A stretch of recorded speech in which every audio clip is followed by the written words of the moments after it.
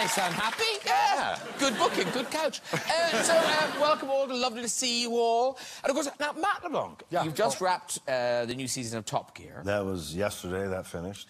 Because Friends is kind of everywhere. You must be recognised wherever you go as Joey. Yeah, pretty much. Was it Top Gear where you were somewhere really crazy remote? Yeah, we were in Morocco, in the Atlas Mountains.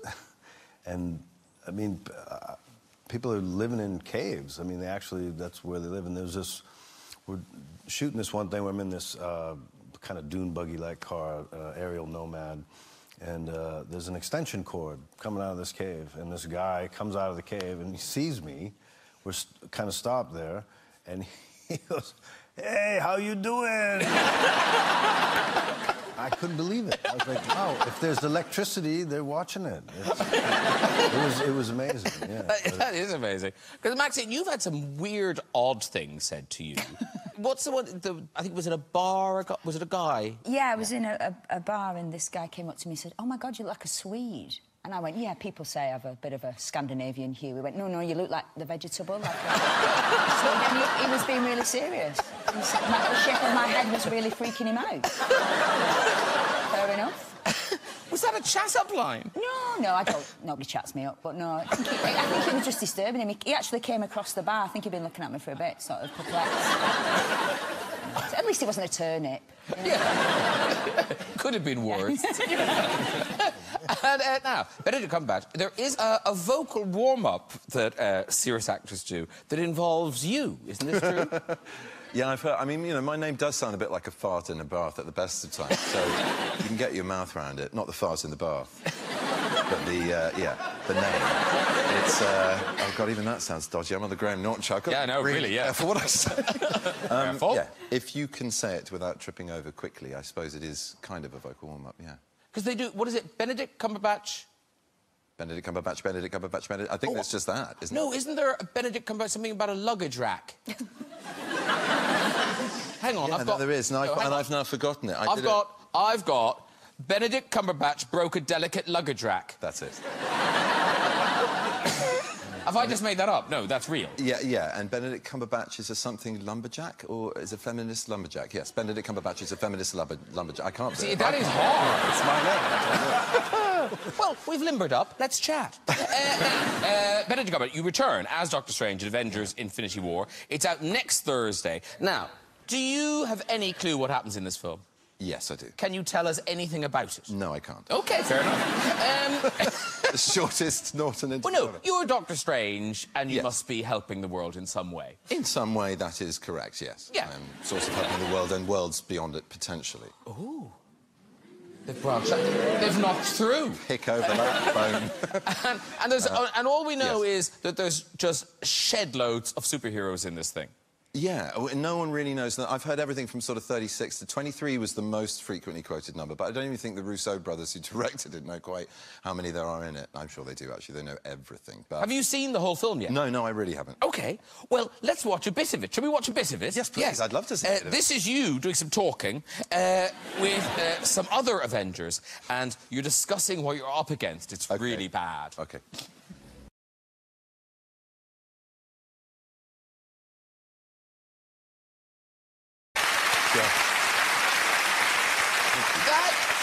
That thing of putting on, you know, the Doctor Strange outfit, is it like just putting on any costume, or is there a thing, I am a superhero? There is definitely a moment. I remember very clearly when I first put on the whole thing, including the cloak, as is often miscalled the cape, but it's a cloak and it's really heavy. It's like a cloak. But when it first all went on with the hair and everything, and I sort of looked in the mirror, I just started laughing like a 12-year-old. And the costume designer, Alex, who's seen it all, just sort of folded her arms and went, "Yeah, seen that look before. You're having a superhero moment." I think I am, unabashedly giggling at the fact I could play a superhero. But you wear the outfit, like, off-set, which seems a little tragic. Let's contextualise that judgment, shall we go? I was filming in New York, and New York obviously is the home of the character, so some of it had to take place there, and we were on his street, we're on Bleecker Street. And just around the corner was a cafe, and it was in New York, as I think in a lot of America, the paparazzi can get in front of the camera. They go, "Hey, get out of my shot," to the DOP, who's moving the camera around. So it's extraordinary, and they were everywhere this day. There were more of them than there were crew. So this is getting a little ludicrous. They can't follow me into a cafe, surely. And they went, "No, they can't, but you're going to a cafe?" I went, "Yeah, it's a French word for a coffee house. I'm going to go around the corner." And I went into... Sorry, not all Americans are stupid. I didn't mean that. I knew I'd get a cheap laugh out of a heat-stroked crowd, so I'm very sorry. I wasn't listening. So.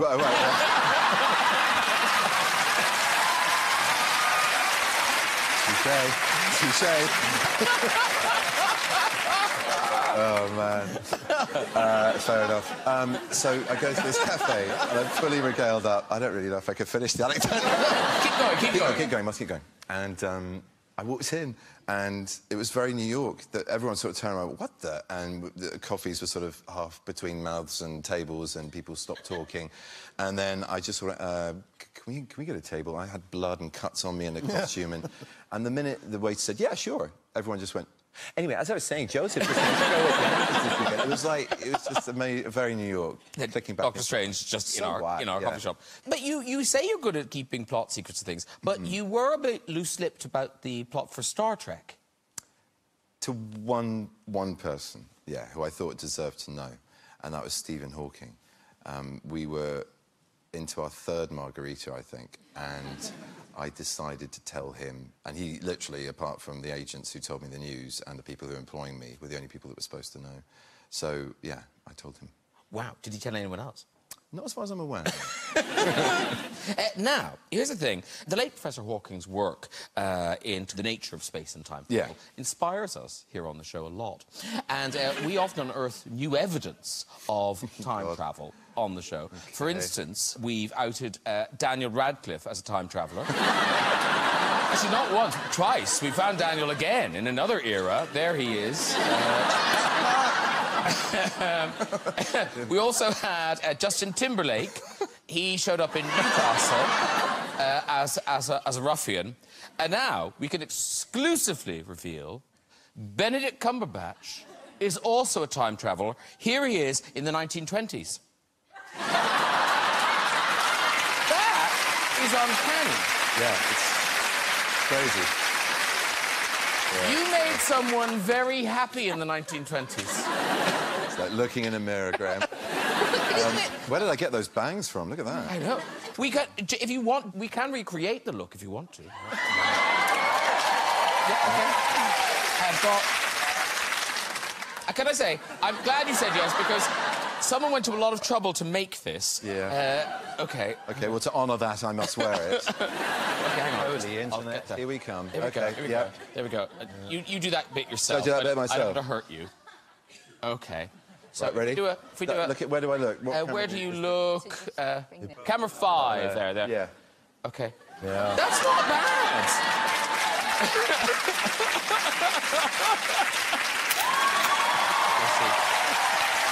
You're prettier. Nicely done. Oh, and very quickly, there's another project you want to mention. There's a thing called Patrick Melrose, which I'm in and producing, and it's the extraordinary story of this man's life, really, from the age of 5 to his late 50s, based on the wonderful novels of Edward St. Alban. Oh, yeah. And, it charts his life from his childhood through addiction and all sorts of class warfare, and it's quite a difficult thing to sell, just cold like that. I have to say I'm not doing a very good job of it. How many hours? Is it like a series? It's a series. It's a 5-part series. Each book gets its own hour, and they're the most extraordinary novels. I mean, really not blowing smoke. They are, I think, just sort of standards of 21st century literature. They're and here it's going to be on Sky Atlantic later in the year. Sky Atlantic and Showtime. Patrick Melrose. Patrick Melrose. You've done it. You've sold it. Well done, that man. OK, let's move on to Maxine Peake's film tonight. She brings us Funny Cow. It's out tonight, and there's no question I can ask you where you say, yes, I'm brilliant in it. So I'll just tell you, you are brilliant in this film. You're so good in this film. It is is essentially the birth of a female comic in the 70s, is that right? Set in Sheffield in the 70s, and it's sort of her progression? I can't... Anyway, you know what I mean? Yeah, she gets better. A journey through, you know, sort of starting on the working men's club circuit and working her way up to become sort of a... You never really see, but there's some element of success that she achieves. Happiness, maybe not, but success, yes. Because one of the things I think people should... It is funny. It's got some very funny bits in it. Yes. But it's also got some darkness. Yeah, it is very dark, but it is... Yeah, it has got humour in it. And obviously it's got some stand-up routines in it that are very dark and very of the period. Yeah. But it isn't a comedy. Listen, we've got a clip. This is you, as Funny Cow, sort of seeking the advice of a kind of a comic who's an old hand. I mean, that kind of point, it is a proper period piece. It's Yeah, it is the 70s. I mean, it's very much so. And also because the routines are 1970s routines. Yeah, we've not sweetened it by any means. Yeah, we felt that it would be doing a disservice. You know, we'll never learn from our... You know, we'll never learn if we don't look back from, you know, our past. And it was an horrendous time, and the jokes were despicable, but you can't forget where we used to be as a society. And we wanted it to be authentic. It had to be authentic, so the jokes had to be authentic, and which made them very uncomfortable. But I wanted to know, I mean, is it really hard filming scenes where you have a live audience and you're doing it again and again and again? That repetition, when you get a feedback from an audience as a comic, you think, OK, well, I've got them or I haven't. But to film that must be really weird. But then what you've got to fall back on is an audience who've been paid to laugh at you. We had this amazing group of supporting artists who really entered into it. A lot of were friends and family of Tony the writer. I mean, it was really made on a shoestring. But, yeah, it was hard. It was hard. And because of the nature of the material as well, you know, I was, you know, the top lip was very sweaty. You know, but, yeah. And do you have a favourite joke? Have you farted? No.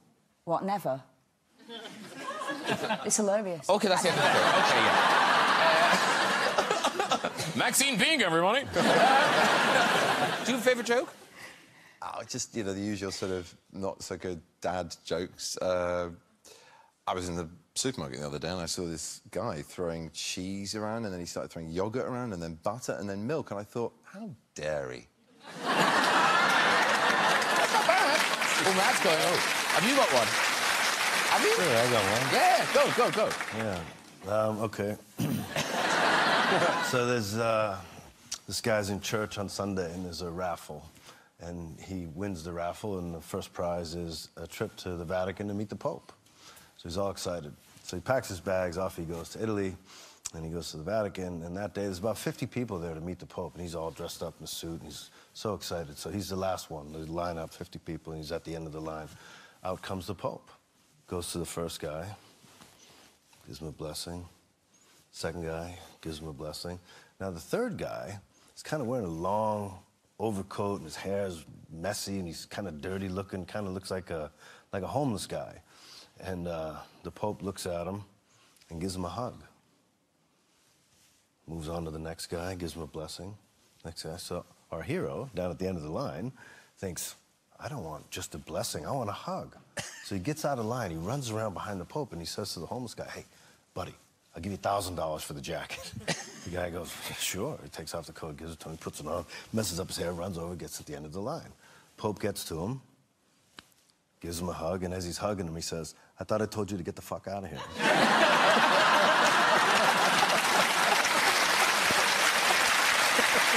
Good joke.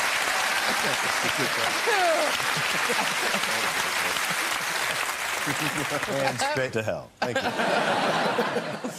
Now, talking of funny, Matt LeBlanc is back for the 5th and final season of episodes. It's currently on BBC Two, Fridays at 10. So, for anyone who's been under a rock, episodes, this is the show where you play Matt LeBlanc. Right, yeah. First of all, Graham has been such a super supporter of the show. You've been great. I really like it. I love this show. Super supportive. Yeah, it's a show about making a show in Hollywood and all the crazy personalities you run into, the nutty executives and the crazy actors and the goofy crew people, and I've seen it. I but, play, I mean, yeah. And I think so. Oh, look at all those people. Yeah, we've all. So I play this weird, larger-than-life version of myself. It's actually right on the money. No. And in the 5th season, I get into all kinds of trouble. I'm hosting this game show, and I get fired for this event that takes place that's really awful, and then the ratings go through the roof, and then they want to have me back on the show, but I have a condition, and I want to have Stephen Mangan and Tamsin Gregg's character, who are the other co-leads with me in the show, write me a new show and develop a show, so that, because the show is, we think at its best when it's those 3 characters together, and they're on a different show writing, and I'm on this show hosting, so it's all about getting them back together. So we end up developing a show, and then it's what happens from there. I don't want to ruin it, because it's airing right now on BBC. Oh, well, I'll tell you what, the clip segues into that very well, because this is the 3 of you trying to work on an idea for your new show. Oh, right, okay.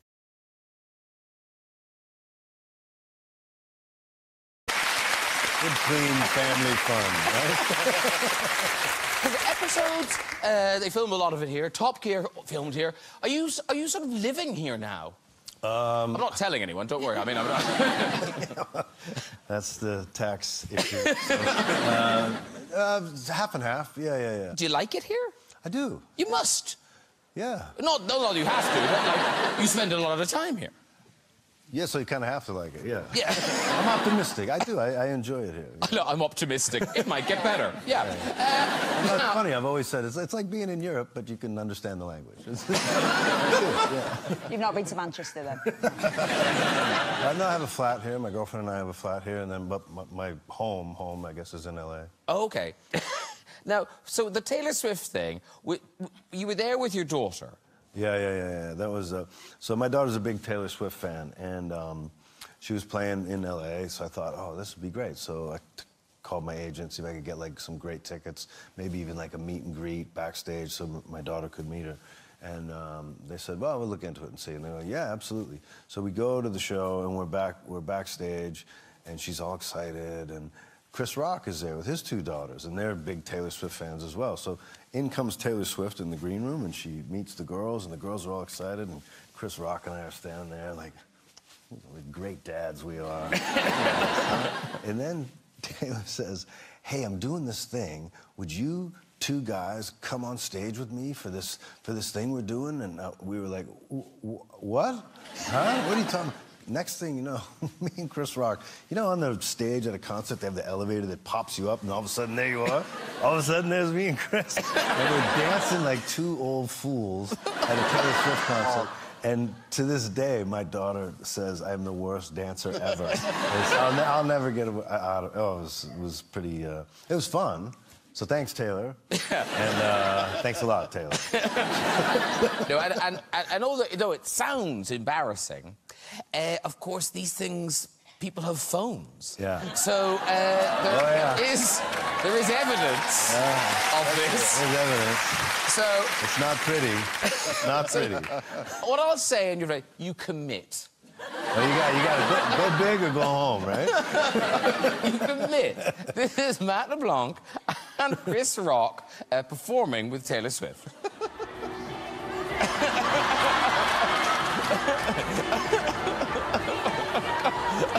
Oh, God, the hot shame.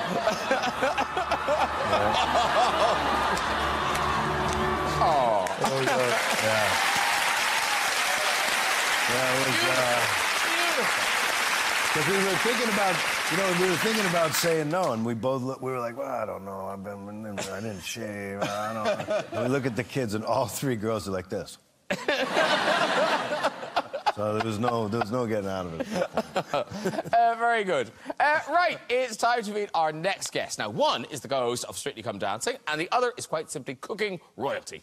Together, they're causing a stir in the kitchen with Britain's best home cook. It's Claudia Winkleman and Mary Berry.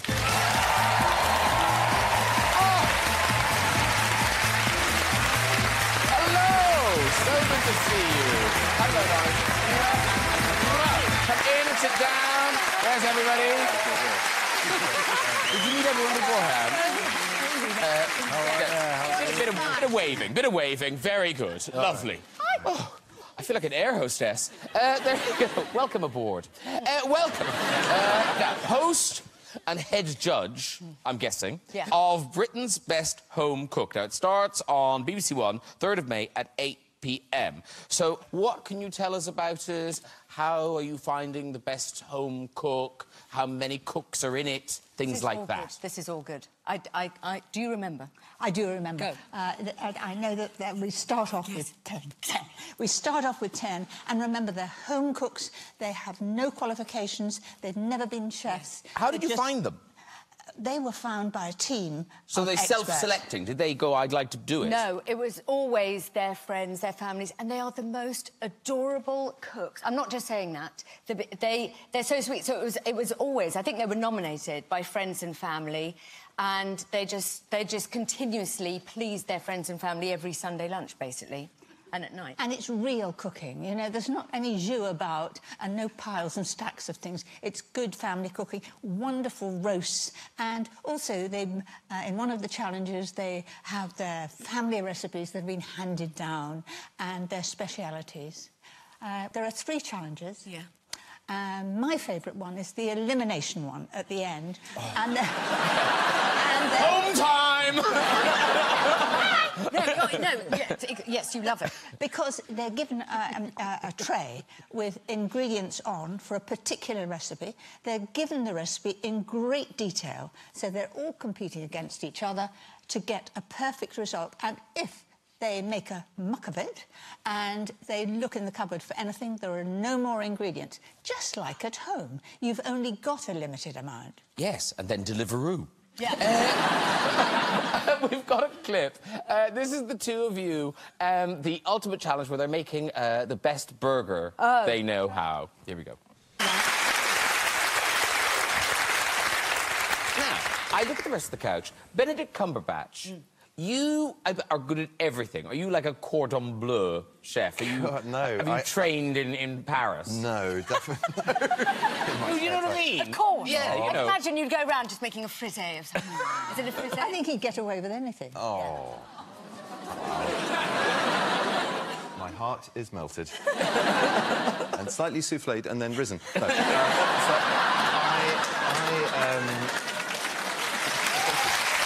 Okay. No, I'm not a great cook. I like cooking though. I do enjoy it, and I'm all right with the ingredients. I'm just not very good with the appliances. I seem to sort of either injure myself or destroy half of my kitchen. What did you do injuring yourself? Well, the latest one was on my ring finger. It's actually grown back now, but I was making a cocktail, so not technically. You call that cooking? That is cooking. Well, you know, I go to. I enjoy cooking, apparently. I didn't know until right now. Yeah, true. I was just in the kitchen for this anecdote rather than actually making food. But it was an old-fashioned. I was getting the orange peel ready and this very sharp potato peeler. And I had peeled some potatoes before peeling said orange. It just went skidding over the orange onto my nail. I couldn't figure out where the blood was coming from. So I kept washing it under the tap going, I still don't understand where the... Oh, it's coming from under my nail because my nail has been taken. Yeah, so that was nice. That's horrible. Sorry. Maxie, do you cook to impress? Can you...? No, if it doesn't go in a toaster, then... I can't be bothered. But, like, what... If you're at home alone, you just eat toast? What, crumpets? With various toppings. Yeah, you're not an animal. No, and I can do a main course with, like, a savoury topping and then a sweet, you know, sweet topping for me pudding afters. Yes. Next series, she's in. But Matt LeBlanc, on Friends, Joey obviously ate a lot. Everything. Yeah. But what was the worst thing you had to eat on Friends? Do you know what I'm talking about? Yeah, the trifle thing. Yeah, right? yeah. There's a really funny story with that. So, when we were shooting that scene... This is the meat trifle. Rachel, there's 2 pages of the cookbook get stuck together. There's a meat dish and a dessert dish, and she makes half and half of each and mixes it together. So it's like a meat trifle with whipped cream. Oh, no. Really nasty. But what we were actually eating was not that. It was, story-wise, it was just like whipped cream and some bananas or something. So Ross is saying he doesn't like it, and Rachel hears him, and it hurts her feelings, but he doesn't want to hurt her feelings, so he eats the whole thing. He said, no, it's delicious, and eats it all. But there was too much on his plate. So he starts to eat it all, and he can't finish it, and he starts laughing. So we cut. And as we're cutting, he kind of spits it back on his plate like that. And I'm sitting right next to him, and I'm looking the other way. I didn't see him spit it back on the plate. Right? So I take his plate, I go, give it to me, and I scrape some on my plate. I go, here, let's go again. And we go again, and now I'm eating it. And we finish the take. No one says anything. Cut to the rap party, and we're watching the blooper reel. And I'm watching, I'm going, oh, I remember this was funny. I go find him at the party, I go, oh, nobody ever told me that.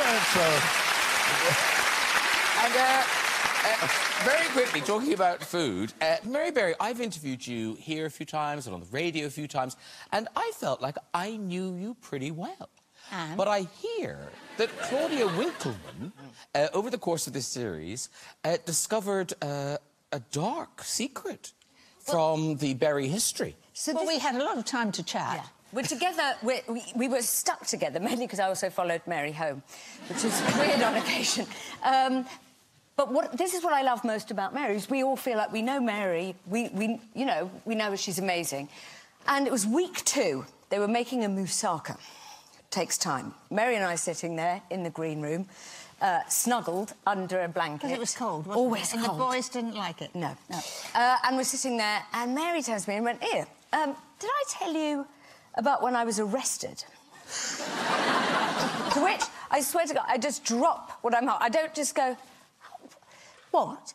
And, well, it was about 25 years ago. 25 years ago, I was asked to go to America to do cookery demonstrations. Yes. And I'm very particular at getting everything right.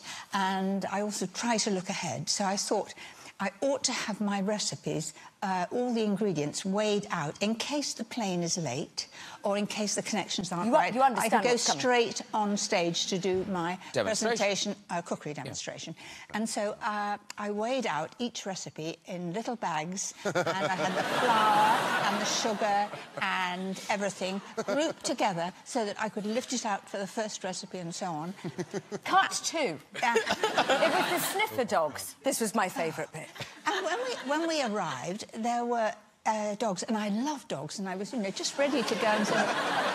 And they all, 3 of them came up with their noses sort of like this, and they were, I thought, oh, come along. But they didn't want to know me. They just began, and then suddenly the airport became empty, and there were just uniformed people, and I was with Lucy Young, my assistant. They parted us, Lucy there, me there, into 2 cells. Mary Berry in a cell with a selection of packets containing white powder. And, you see, I didn't know whether their all-purpose flour was, the same as our flour. That's why I've taken it. Yes. This is why I love that. Yes. Because, this is why Mary's amazing, because she wanted to make the greatest cakes possible, so had it already. And is it true? This is my fate. I was just incredulous. They were like, we need you back on set. I was like, somebody else is going to have to do it. You really need... And didn't he turn to you and say, ma'am, are you expecting to make some money from these white packets? And you said... Oh, I do, and my fee has already been agreed. And that's quite true. Very good. Right, it is time for our musical guest tonight. One is a... I think the fans are in. One is a Grammy Award-winning British DJ who sold 70 million albums worldwide. The other is pop's latest princess, with 2 Brit Awards to her name. Here performing their new collaboration, One Kiss, it is Calvin Harris and Dua Lipa. It's a performance, I think, for us, so thank you very much for doing that. Yeah. Yes.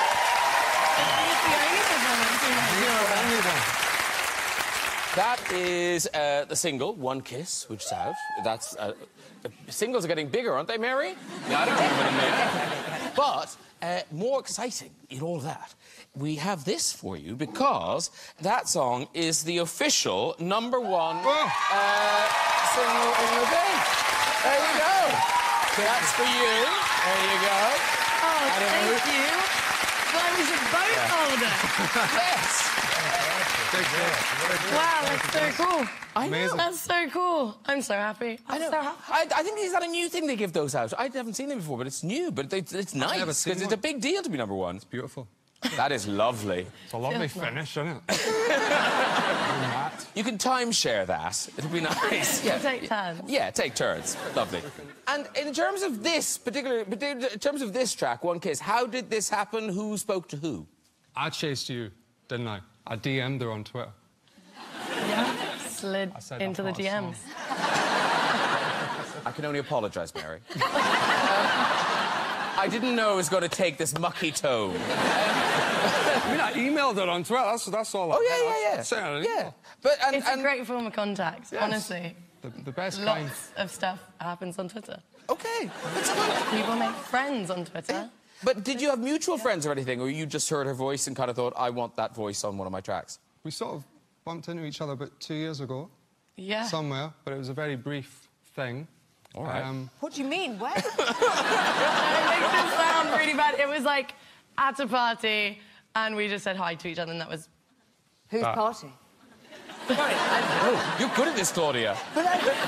Because you know there's more to this. Well, they followed each other on Twitter afterwards, that's all I know. No, but I mean... Yeah, OK, sorry. And Dua Lipa, you also have your own album out, which is here. I do. Yes.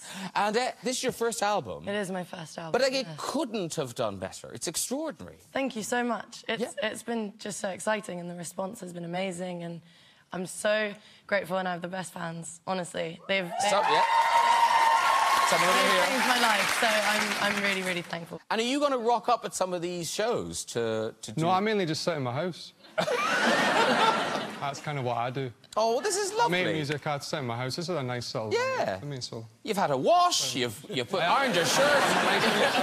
Yeah. Here we are. Well done, you. Thank you. Well, thank you very much for leaving your house and doing that. It was sensational. Thank you very much. Calvin Harris and Dua Lipa.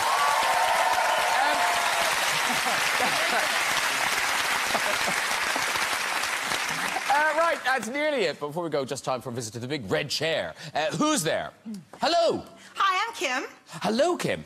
Where are you from? I'm originally from New York, but now I live in London. How long have you been here, Kim? 5 years, and it's been a dream come true. Okay. Wow.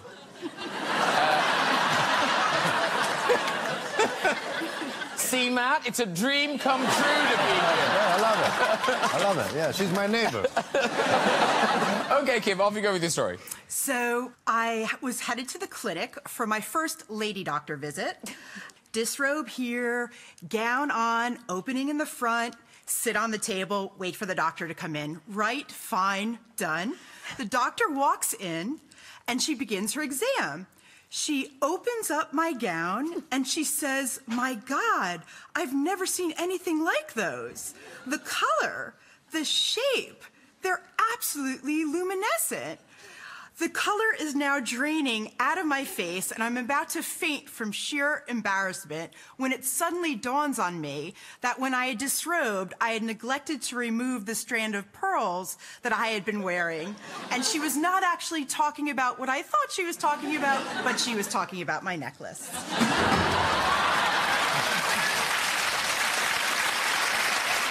I'm confused. That was sick story. Yeah. I'm with you. I hope there's so much more. There we are. What? Had the pearls gone down to a nunu? Well, I think it was clearly a very long necklace. Yeah. Can I just say that I need a drink? But no, you can have it. You have it, man. Okay. Down in one. No. OK, quick. Let's have another one. Here we go. Hello. Hi, Graham. How's it going? Very well, thank you very much. Who are you? My name's Paul. Paul. And what do you do, Paul? I work in client services. OK. What does that mean? What's that? OK, and where are you from? South East London. South East London, keeping it vague. All right, off you go with your story. So I was in a meeting one day. It was a very long meeting. Drank a lot of water during that meeting. And when it finished, absolutely desperate for the toilet. So ran upstairs into our work toilets. There's no urinals, just 3 kind of cubicles, 2 of them being used and 1 completely empty. So I went into the cubicle and it was immediately obvious as to why that one had been left empty. It was someone had had... Oh, yes, all right, yes, thank you. Mary Berry's on the couch. It's not getting better. So I went about my business, kind of ignored what was around, walked out, and there's a like toilet cleaner, a toilet attendant guy in there. He's walked in, and he's got his cart. And I'm washing my hands, and he goes into the cubicle and, like, comes out and kind of looks at me and goes, "You are disgusting." And I'm like, "It's nothing to do with me. It wasn't me." And he picks up a toilet brush and slams it into my hand, pushes me into the toilet, and then pushes his cart in front of the door, puts the brake on, and says, "You clean it, not me." And he stands there until, and I'm quite young and quite scared, not now, but then he kind of... Yeah, it stands there and makes me do it. And then when I have finally cleaned someone else's, like, stuff... Yes, we understand. He looks at me dead in the eye and just says, "And never come back." That's the story. That's a good story. Well done, everyone. If you'd like to join us on the show and have a go in the red chair, you can contact us via our website at this very address. That is it for tonight. Please say thank you to all my guests. Calvin Harris and Dua Lipa. Matt LeBlanc. Maxine Peake. Benedict Cumberbatch. Claudia Winkleman and Mary Bay. Join me next week when my guests will include Eurovision hopeful Suri, comedy genius Stephen Merchant and Hollywood heartthrob Orlando Bloom. I'll see you then. Good night, everyone. Bye.